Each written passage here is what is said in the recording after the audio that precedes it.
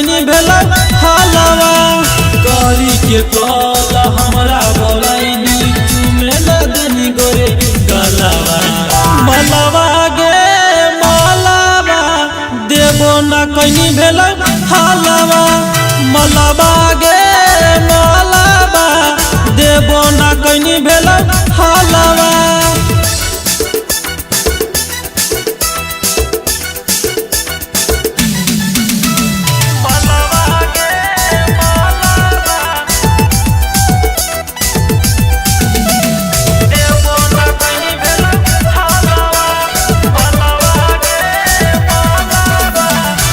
तोरे चलते सुनय गे छौड़ी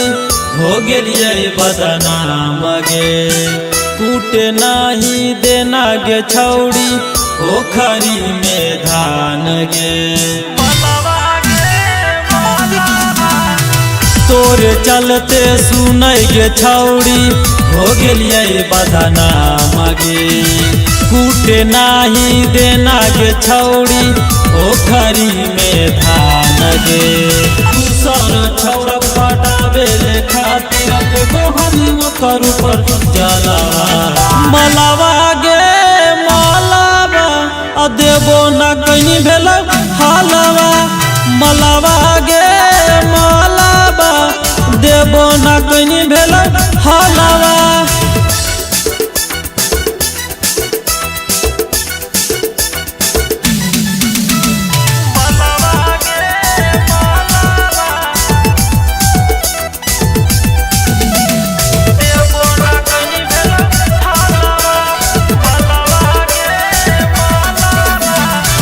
दिलवा लगा के गे छौड़ी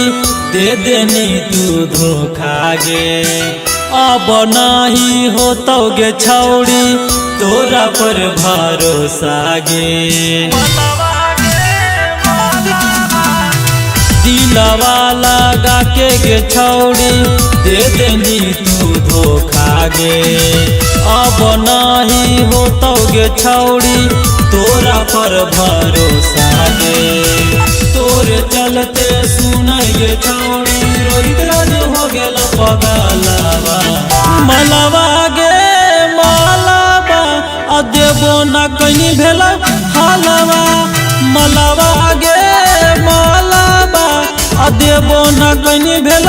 हालवा।